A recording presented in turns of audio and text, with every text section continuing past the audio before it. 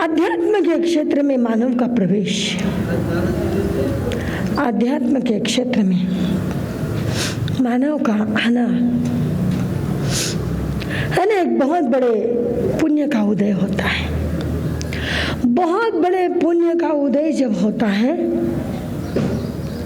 तब अध्यात्म के क्षेत्र में मानव का प्रवेश होता है। और अध्यात्म के अंदर प्रवेश करने के बाद में बातें दो हैं। एक तो हमारा अध्यात्म के अंदर प्रवेश होना और दूसरा अध्यात्म का हमारे अंदर प्रवेश होना। ये दो बातों में बहुत बड़ा फर्क है। हमारा अध्यात्म में प्रवेश होना और अध्यात्म हमारे अंदर प्रवेश होना, ये बहुत समझने वाली बात है। अध्यात्म के अंदर तो प्रवेश कईयों का होता है, आप सबका हुआ है, लेकिन अध्यात्म के अंदर प्रवेश यदि 100 लोगों का होता है तो अध्यात्म जो है वो 2 लोगों के अंदर जाता है। अध्यात्म में प्रवेश होना सीधा है, लेकिन हमारे भीतर में अध्यात्म का प्रवेश होना ये बहुत मुश्किल है। और जब भीतर में अध्यात्म का प्रवेश होता है तो आदमी ज्ञानी बनता है। तो आदमी क्या बनता है? ज्ञानी बनता है।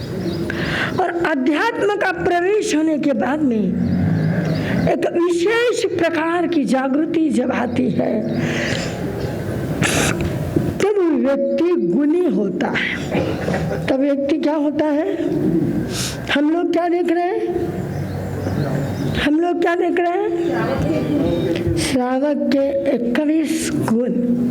श्रावक के कितने गुण? 21 गुण। पहला गुण हमने देखा अक्षुद्रता। पहला गुण हमने देखा अक्षुद्रता। दूसरा गुण कल हमने देखा स्वस्थता। अक्षुद्रता यानी मन बड़ा, विचार बड़े, वाणी बड़ी, व्यवहार बड़ा, है ना। ये जिसका होता है वो अक्षुद्रता इस गुण को अपनाता है। देखो भगवान ने कितना सही बता दिया कि मानो तुझे सबसे पहले बड़ा बनना पड़ेगा, तन से बड़ा नहीं, धन से बड़ा नहीं, लेकिन मन से बड़ा। जो मन से बड़ा हो गया, तन से बड़ा होने की जरूरत नहीं है। एक संत के कुटिया में दिन भर के थके हुए 4 लोग चले गए। एक संत के कुटिया में दिन भर के थके हुए 4 लोग चले गए। वो संत थे जिनके रोम रोम में अध्यात्म का प्रवेश था। उन्होंने कहा, बेटा आओ आओ, बैठो, पानी पियो। आए, बैठे, पानी पिया, भोजन किया। संतों ने देखा और भाप लिया कि ये थके हुए हैं, बेटा यहीं पे सो जाओ। संतों की कुटिया में 4 लोगों की जगह थी। संतों के कुटिया में 4 लोगों की जगह थी। और संतों ने कितने को निमंत्रित किया? और जगह कितनी थी? 4 मेहमान और खुद एक 5। खुद था संतों की कुटिया में 4 लोगों की जगह थी और 4 लोग आए थे। उन्होंने सोचा इन्होंने निमंत्रण तो दिया है, यहाँ तो 4 के ऊपर 5वां सो ही नहीं सकता, हम कैसे सोएंगे। तब संत कहते बेटा तुम इस बात की फिक्र मत करो। उन्होंने दरी बिछाई, बिस्तर बिछाए, 4 को अंदर सुलाया और खुद बाहर सोए और ये कह करके सोए कि बेटा ये जंगल का मामला है, बेटा ये जंगल का मामला है, यहाँ जंगली जानवर घूमते हैं और मेरी और जंगली जानवरों की दोस्ती है, मेरी और जंगली जानवरों की दोस्ती है, तुम्हारी दोस्ती नहीं है। इसलिए मैं मेरे दोस्त के यहाँ सोता हूँ जो तुमको कोई प्रकार की तकलीफ नहीं होगी। 4 को अंदर सुलाया और वो खुद कहाँ सोया। ये कौन सा हृदय? विशाल। ध्यान रखना, श्रावक का गुण अक्षुद्रता। श्रावक का पहला गुण अक्षुद्रता। श्रावक का दूसरा गुण स्वस्थता। श्रावक का दूसरा गुण स्वस्थता। तन स्वस्थ मन स्वस्थ, तन स्वस्थ मन स्वस्थ। जिसका मन स्वस्थ उसका तन स्वस्थ, जिसका मन स्वस्थ नहीं, जो मन से स्वस्थ नहीं वो तन से स्वस्थ कभी नहीं हो सकता। आज हम तीसरे गुण की ओर बढ़ रहे हैं और तीसरा गुण है सौम्यता। श्रावक का तीसरा गुण कौन सा?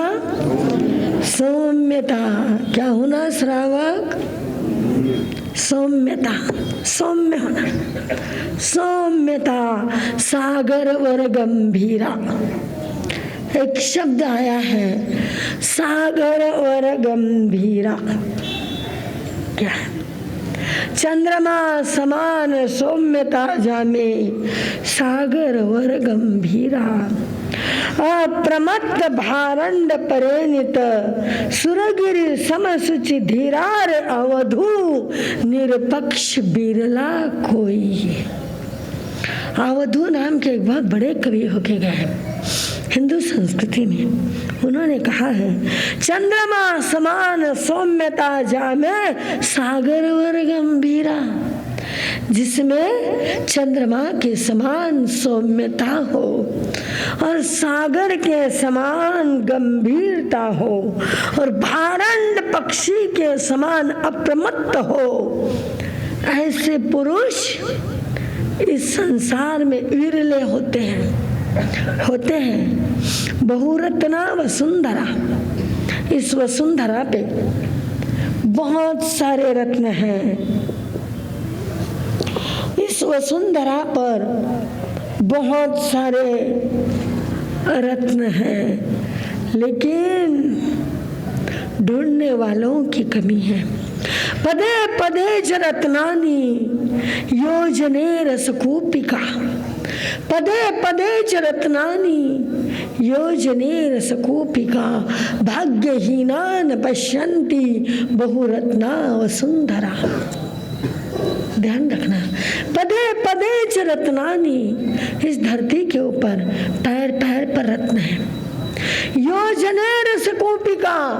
कई लोग मुझे आके पूछते महाराज साहब माँ का घर में है धन है, माँ का घर में धन है बाप जी। गनाई लोग बोले घुंघरा जो आवाज आवे, हमारे घर में धन है। और कई लोगों ने हमें कहा है, मैं कहती हूँ भैया तेरे घर में नहीं, इस धरती पर पैर पैर के ऊपर धन है। इस धरती पर कोई पैर ऐसा नहीं है जिस पैर के नीचे निधान नहीं है। यहाँ पर भी धन गड़ा हुआ है, तुमको निकालना है क्या? हर पैर पैर पे धन है। पदे पदे च रत्नानि योजने रसकूपिका। हर योजन पर अमृत है। अरे चक्रवर्ती का धन गया कहाँ? साथ में लेके गए चक्रवर्ती 6 खंड का राज्य, 20 खदान सोने की, चांदी की, रत्नों की और आगर की, ऐसे एक एक चीज के 20-20 खदाने, माइंस। क्या है? कहाँ वो लेके गए क्या साथ में? साथ में लेके नहीं गए, इस धरती के अंदर है और इससे आर्य भूमि के अंदर है। अनार्य भूमि में नहीं है। अमेरिका, लंदन, अफ्रीका, यूरोप और चाइना, जापान और जर्मनी, इसमें नहीं है, इस भारतवर्ष में है।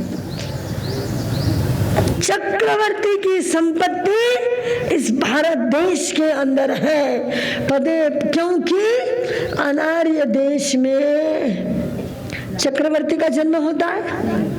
अनार्य देश में चक्रवर्ती का जन्म होता है, नहीं होता है। अनार्य देश में चक्रवर्ती राज नहीं करते। तो चक्रवर्ती की संपत्ति कहाँ है? इस देश में है, इस देश में है। इसलिए कहते थे मेरे देश की धरती सोना उगले, उगले हीरे मोती।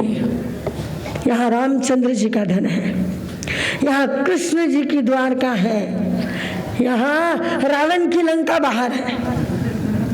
ध्यान रखो, देखो कितनी सही है। रावण की लंका बाहर है, लेकिन राम का धन भारत में है। पदे पदे च रत्नानि योजने रसकूपिका। योजन योजन के ऊपर अमृत है, पैर पैर के ऊपर रत्न है। भाग्यहीना न पश्यन्ति, भाग्यहीन को दिखाई देते नहीं, इसलिए खोदने की कोशिश करना नहीं, इसलिए खोदने की कोशिश करना नहीं। धन को खोदो मत, पुण्य को खोदो।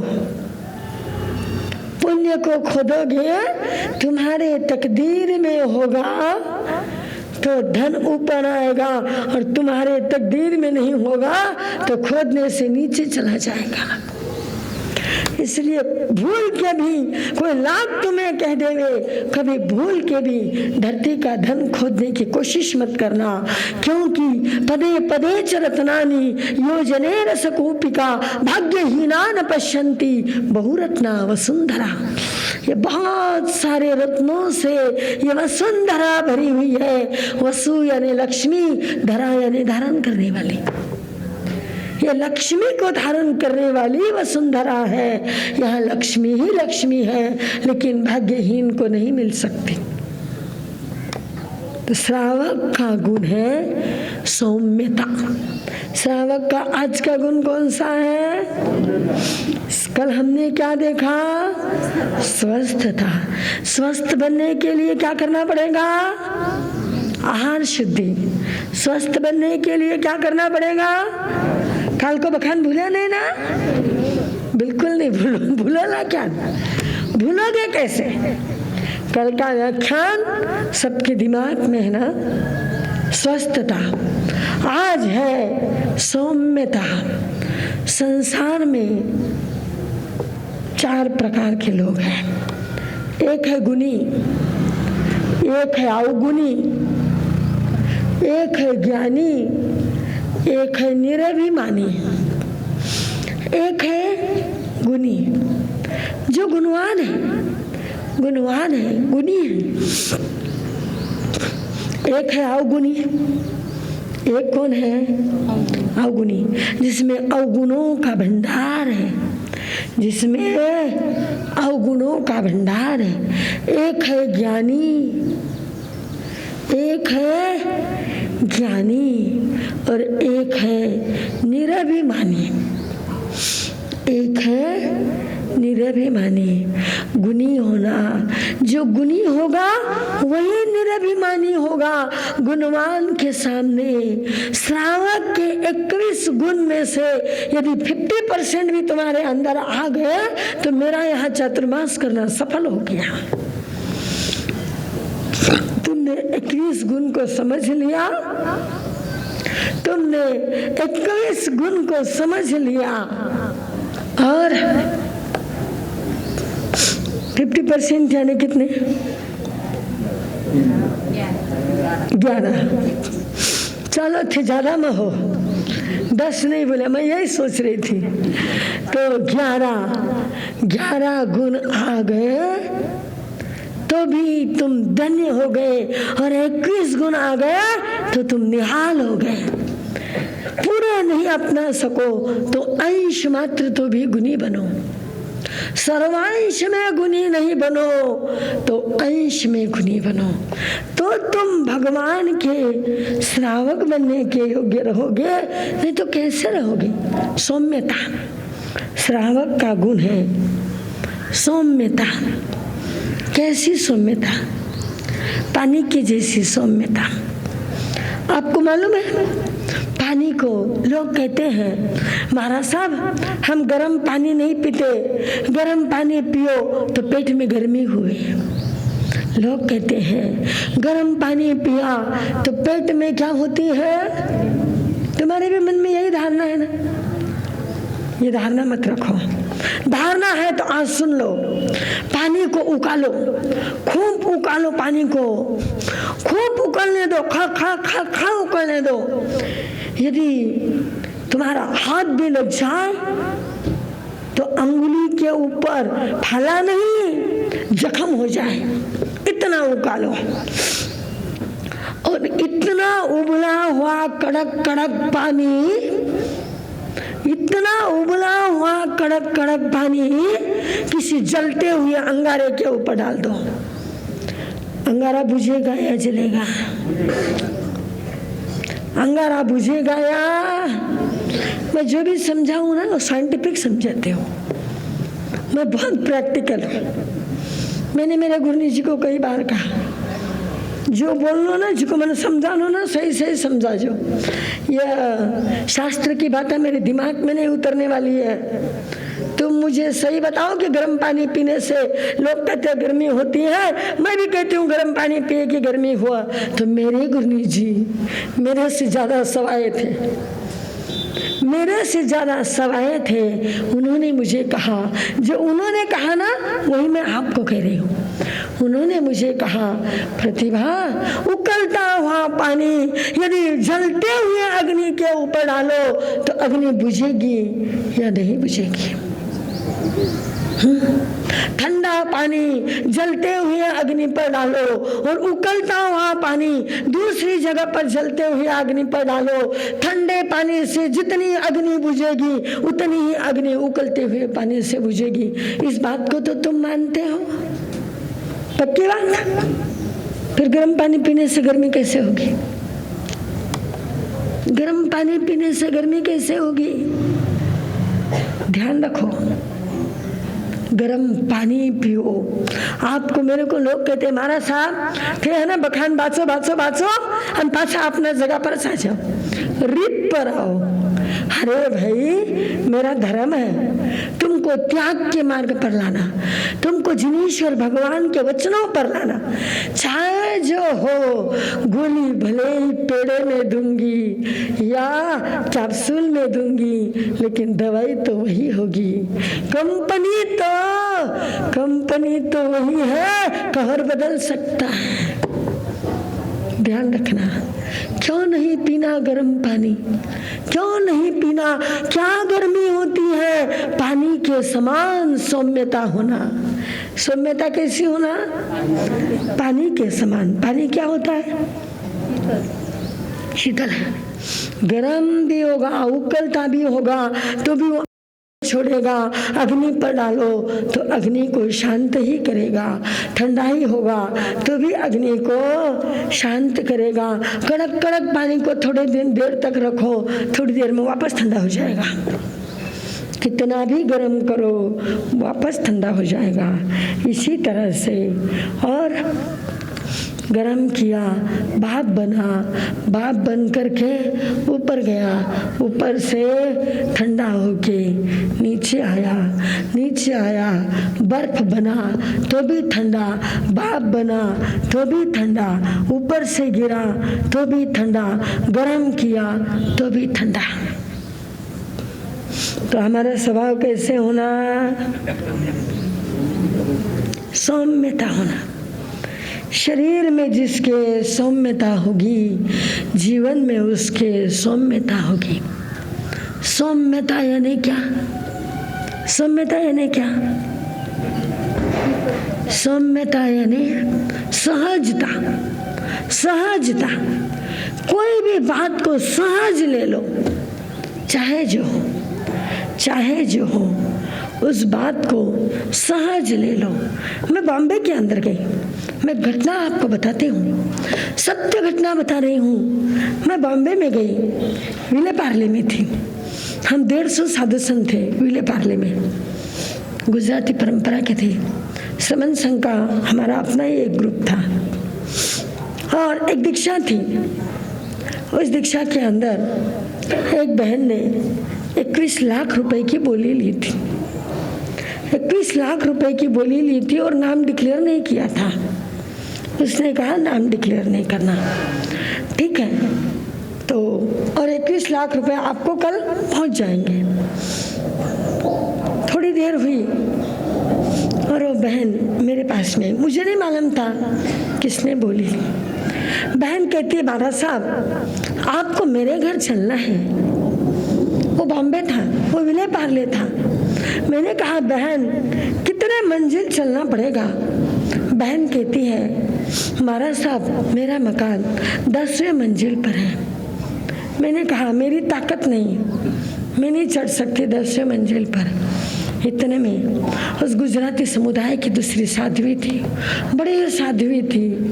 उसने कहा प्रतिभा जी आप नहीं मत बोलो, आपको इनके घर जाना है। मैंने कहा क्यों? क्यों जाना है? बोले घर जाने के बाद में पता लगेगा, भले ये तो 10 मंजिल है, 20 मंजिल हो तो भी आपको इनके घर जाना है। फिर किसी ने तो भी कहा इन्होंने कल 21 लाख की बोली ली थी। मैंने कहा मुझे क्या लेना देना, 21 लाख की लिए होंगे। मैंने उस साध्वी जी को कहा आपके इसमें इसने 21 लाख की बोली कर ली है, इसलिए आप मुझे इनके घर जाने का बोल रहे हो क्या? बोले नहीं मां, नहीं प्रतिभा जी ऐसी कोई बात नहीं है, कोई लेना देना नहीं है 21 लाख से, लेकिन आप इसके घर जाना। मैंने कहा ठीक है।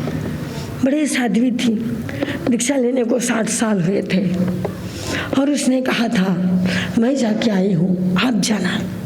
ठीक है मैं चढ़ गई मैं, वो बहन मेरे साथ में थी। मैं गई, मैंने देखा 35 साल का उसका बच्चा, 35 साल का जवान, एकदम स्मार्ट, दुबला पतला उसका बच्चा, और 33 साल की उसकी बहू और 8 साल का उसका पोता सामने आए। महाराज साहब ये मेरा बेटा है। मैंने देखा उस बेटे के पेट के ऊपर इतनी पट्टी बांधी हुई थी। मैंने कहा क्यों बहन क्या बात है? बोले महाराज साहब इसके पेट में कैंसर का गोला हो गया था और वो गोला फूट गया है। कैंसर का गोला फूट गया है। रोज डॉक्टर आते हैं और लगभग 1.5 लीटर जितना पस निकलता है और कई प्रकार के जीव इसके उस जब वो पट्टी होती है ना, ड्रेसिंग होती है, तब उसमें से निकलते हैं महाराज साहब। पर मेरा बच्चा मुंह से हूँ शब्द तक नहीं कहता। मैंने कहा भैया कैसे हो आप? बोले महाराज साहब मैं बहुत मस्त हूँ। मैंने कहा भैया माला फेरते हो? आपको सुन के आश्चर्य लगेगा, आपको सुन के आश्चर्य लगेगा। वह कहता है महाराज साहब मैं रोज 5 समय करता हूँ। कितने समय के? 5 समय के। उसकी पत्नी कहती है महाराज साहब मैं एक दिन उपवास और एक दिन पारना 3 साल से कर रही हूँ, और पारने के अंदर सिर्फ 2 बीघे लेती हूँ। दूध दही घी शक्कर और तेल, ये 5 में से कितने लेती है वो? 2 लेती है। 2 चीजें। आपने कल 5 बीघे नहीं खाए ना, एक दिन आइम्बिल करे ना, मालूम पड़ गया 77 दिन आइम्बिल क्या रहा है। तो क्या हुआ? 2 बीघे लेती हूँ पारने में 3 साल हो गए। रोज की 7 सामायिक करती हूँ। उसके वो सासू जी माँ कहती है, महाराज साहब मैं रोज की 5 सामायिक करती हूँ, 4 सामायिक में स्वाध्याय करती हूँ, 1 सामायिक में माला फेरती हूँ। उसके पति कहते हैं, महाराज साहब मैं 7 सामायिक करता हूँ और साल भर के अंदर कोई महापुरुषों की कृपा हो जाए तो 1 करोड़ का दान निकलता है। कितना दान? कितने साल से? 40 साल से। 40 साल से 1 करोड़ का दान जिसके पिताजी देते हैं। आपके मन में आई होगी, लेकिन मेरे मन में बात आई। मैंने कहा भैया, सबको बैठाया और मैंने कहा आप इतना करते हो, क्या आपके मन में कभी विचार आता है कि हम इतना करते हैं तो भी हमारे इतने छोटे बेटे को इतना बड़ा कैंसर क्यों हुआ, ये इतनी वेदना क्यों भोग रहा है, फिर हमारे इतने धर्म का क्या फायदा है? क्या कभी आपके मन में आता है? बहू ने हाथ जोड़ के कहा, महाराज साहब मन में छोड़ के सपने में नहीं आता है। उसके पिता ने कहा, उसके माँ ने कहा और उसने खुद ने कहा, महाराज साहब मेरे सपने में कभी नहीं आता है। मुझे ये लगता है मैं कितना सौभाग्यशाली हूँ। अरे ये वेदनीय कर्म के उदय तो मैं कोई भी गति में रहता, कोई भी परिवार में रहता तो आते ही आते, लेकिन मैं कितना सौभाग्यशाली हूँ कि जैन परिवार में होते हुए ये वेदनीय कर्म के उदय आए जिससे आपके जैसे संतों के दर्शन होते हैं। तुम बोलो, तुम बोलो, क्या कहा? क्या बोलो कहीं? बाप जी तो धर्म ध्यान करे, कैंसर वगैरह बढ़ गया या फुटिया करम? हाँ क्या बोलते हो? वह कहता है, महाराज साहब सौभाग्यशाली है हमारा कुटुंब कि हमने जैन शासन में जन्म लिया है। असामयिक करने का मौका मिल रहा है, सुपात्र में 5 दान देने का मौका मिल रहा है, स्वाध्याय करने का मौका मिल रहा है, तप और जप करने का मौका मिल रहा है। ये वेदनीय कर्म तो जहाँ रहता वहाँ भोगने ही पड़ते हैं। मैंने उनको कहा, भैया तुम्हारे परिवार को देख करके आज मेरी आंखें धन्य हो गई। सच कहती हूँ, उस परिवार को देख करके मेरे आंखों में पानी आया और मैंने कहा, रे जीव आज तो इस जीव शासन की महिमा इस पंचम काल में देख करके तेरी ये आंखें धन्य धन्य और धन्य हो गई। मैंने उन्हें बोली, महाराज साहब तुमको जो पचकान देना है वो दे दो। वो पत्नी कहती है, कितने साल की? 33 साल की उम्र। वो पत्नी कहती है, महाराज साहब मैंने 4 साल पहले ही ये लड़का हुआ और मैंने ब्रह्मचर्य व्रत के सौगंध ले लिया। तुम बोलो, तुम बोलो, क्या हमारी संस्कृति है? इसको कहते हैं सौम्यता। इसको क्या कहते हैं? है क्या ऐसी सौम्यता आज के जमाने में? और मैं अपनी जगह पर आई और मैंने उन साध्वी जी के चरण पकड़ लिए। मैंने कहा, बहुत अच्छा हुआ आपने मुझे ऐसे परिवार के दर्शन कराए जिससे मेरे हृदय में भी क्षण क्षण में ये सौम्यता की जागृति होगी और कोई दिन मेरी आत्मा भी इस तरह से सौम्यता का अनुभव करेगी। हम संतों के दर्शन के लिए आप गाड़ी में जाते हो और एक्सीडेंट हो जाए तो आप क्या कहते हो? घर में किसी को अठाई हो और उस अठाई के अंदर आपके परिवार का कोई व्यक्ति चला गया तो आप क्या करते हो? कहीं करो।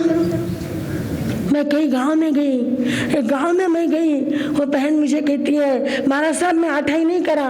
मैंने कहा क्यों बहन? बोले ओक पड़ गई।